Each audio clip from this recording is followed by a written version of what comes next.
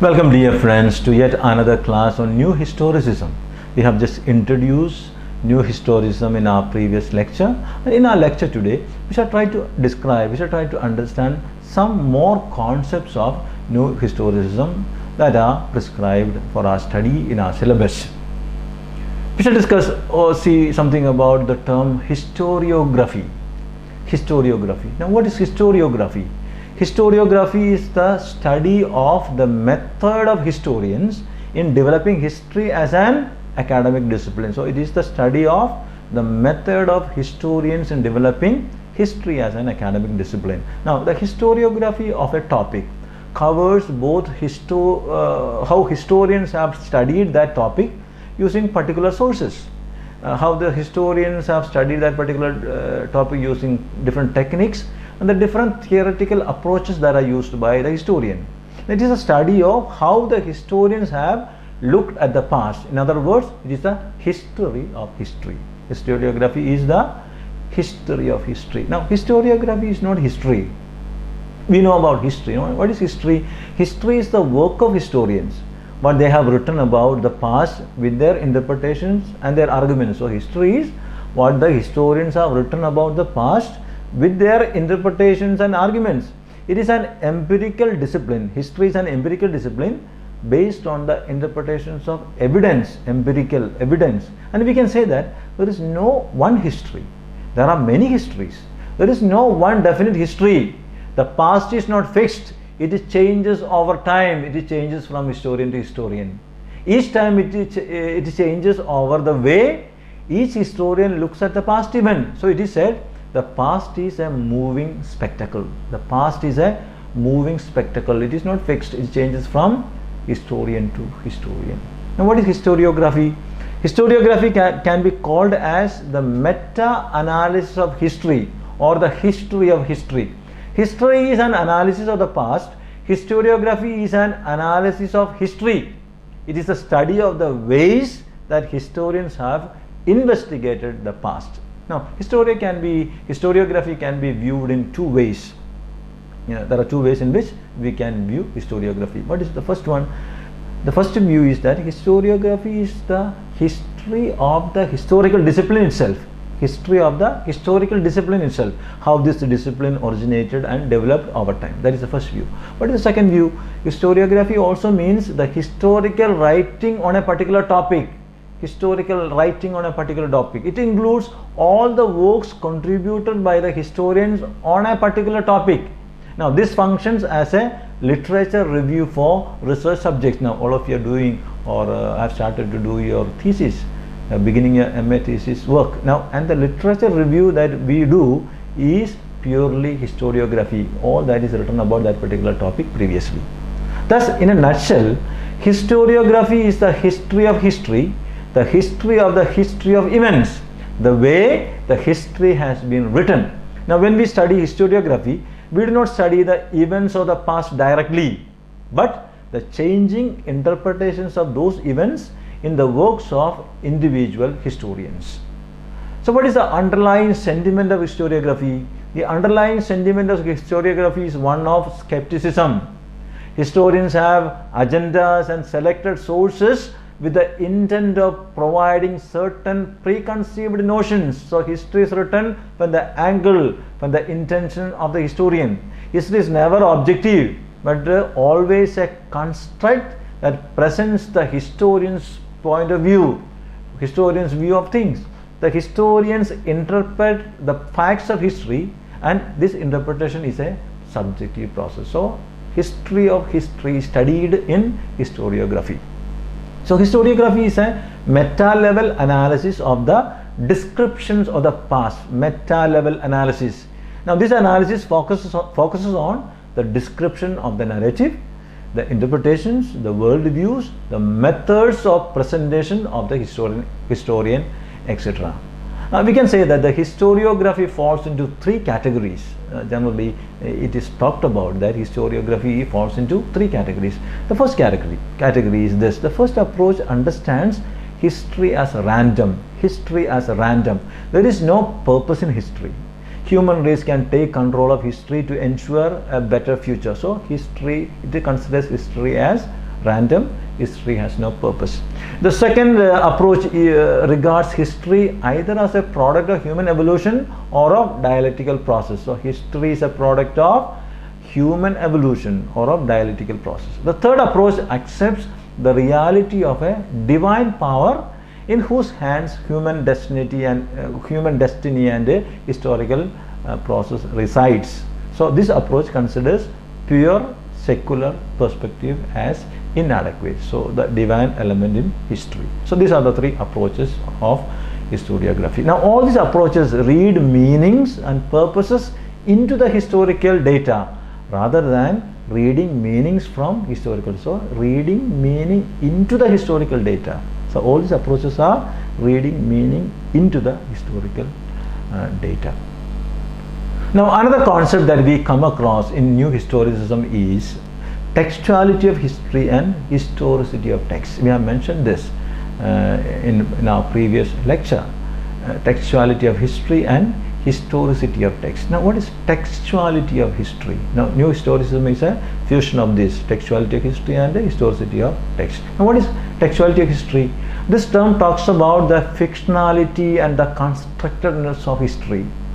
Michel Foucault argues that all historians erase all inconsistencies, contradictions and discontinuities of actual history and develop a coherent and consistent historical narrative. A historical narrative that is complying with the dominant ideology of the state. It is constructed. There is no such thing as objective history because history is a narrative which, like language, is produced in a context and is governed by the social, economic and political interests of the dominant groups or institutions. Hayden White in Metahistory, he would write in this manner: all historical facts come to us only in the form of narrative or language, where the historians link the facts in a cause-effective narrative. So cause-effect narrative, the historians link the facts in a cause-effect narrative. Now the hierarchy of the narrative is not dependent on the facts but on the historian's interpretation and evaluation of the facts. So textuality of history. Now what is historicity of text? The historicity of text refers to the cultural specificity and social embedment of all modes of writing. It is the rootedness of a text in the social, historical, political and cultural ambience of its production. A text is created under the influence of the historical background and the writer's own experience, and the text in turn exerts influence on the readers in their historical context. So textuality of history and historicity of text. In new historicism there is this fusion of the the fusion of the linguistic turn of the post-structural and deconstructive criticism and the return to historical readings. So this fusion, it is summarized by, as I already mentioned, by Louis Monroe, who would state in this manner: the historicity of text and the textuality of history, the fusion of the historicity of text and the textuality of history. Now historicity of text is the analysis of the text based on the history, and the textuality of history is how history is documented. And as I said already, in new historicism both are combined. There are literary texts that contain history and history is represented in text. Thus literary and non-literary texts are considered for analysis in new historicism. Another important concept that we should get acquainted with in new historicism is author function. Author function.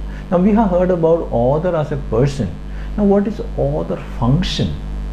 In the writings of Michel Foucault, the author function is the author as a function of discourse. Author as a function of discourse. Author not as a person. The term was developed by Michel Foucault in his 1969 essay What is an Author, where he discusses whether a text requires or is assigned an author. Does a text require an author? In What is an Author, Foucault uses the term author function, a concept that replaces the idea of the author as a person and instead refers to the discourse that surrounds the author or the body of work. So what is Foucault's author function, author not as a person but author function. It starts with, author function starts with the recognition that authorship and the different values and meanings associated with authorship are cultural products that vary widely from time to time and place to place. So authorship, it varies from time to time and place to place. Now scientific texts, for example, they are valued more for their content rather than their authorship. Well, in the case of literary texts, authorship becomes the most interesting aspect of the work. So the author function varies from place to place, time to time, and subject to subject. According to Foucault, critics invite a variable idea of an author and of authorship that depends entirely upon their own preconceptions. An important contribution by Foucault is what he calls the discourse surrounding an author. Foucault developed the idea of a discursive formation as an alternative to conceptions of ideology, science or theory. Discursive formation. According to him, a discourse consists in the whole range of related utterances that shape a particular question or a field of inquiry. An important contribution by Foucault is what he calls the discourse surrounding an author. Foucault developed the idea of a discursive formation as an alternative to conceptions of ideology, science or theory. According to him, a discourse consists in the whole range of related utterances that shape a particular question or field of inquiry. Discourses produce knowledge and effects of power, and they follow some rules. Now, in the case of an artist, the discursive formation, what is a discursive formation in the case of an artist? The discursive formation into which they fit include not only their own statements but also the critical writings of their work, popular representations and myths, institutional conditions and utterances including legal categories, and general ideas about art and artists, both learned and popular. So all the utterances that are related to that particular field of study. Now literary critics are of the idea that the author is a stable entity who precedes and originates the work by depositing any and all significance to that particular text. But Foucault argues such an idea of the author is a fiction invented by the critic to provide a unifying principle that sets limits on the text's infinite meaning. Foucault, like Barthes, he would recognize the author as a function, not an ultimate authority or a person who gives a complete meaning to a text. What about the author's name? The author's name is not simply an element in a discourse. It performs certain role with regard to narrative discourse, assuring a classificatory function. So author's name has got a classificatory function. Such a name permits one to group together a certain number of texts, define these texts, differentiate them from one another, contrast them with the other. So it also establishes a relation between texts. So the author's name serves to characterize a certain mode of being of a discourse. So the author's name manifests the appearance of certain discursive set and indicates the status of this discourse within a society and a culture. So that is the implication and relevance of an author's name. Now in our culture, there are certain discourses that are endowed with the author function, while some other texts do not have this author function. They are deprived of this author function. A private letter, for example, may well have a signer, it does not have an author. A contract may well have a guarantor, it may not have an author. An anonymous text posted on the wall probably has a writer but does not have an author. The author function is characteristic of the mode of existence, circulation and the functionality of certain discourses within the society. There are some characteristics that are associated with the author function. The first characteristic is that discourses are objects of appropriation. They are objects of appropriation. The form of ownership from which they spring is of a particular type, one that has been codified for many years. The second characteristic is that the author function does not affect all discourses in a universal and consistent way. There was a time when the literary texts were accepted and circulated without the identity of the author.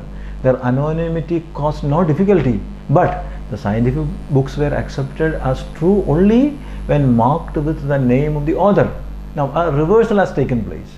A reversal took place in the 17th and 18th century. The author function faded away and it is served only to christen a theorem.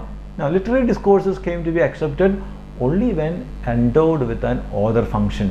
Now, today the author function plays an important role in literary works. So earlier the author function did not have any relevance in literary works, but today the author function plays an important role in literary works, while in the case of scientific works it was the other way.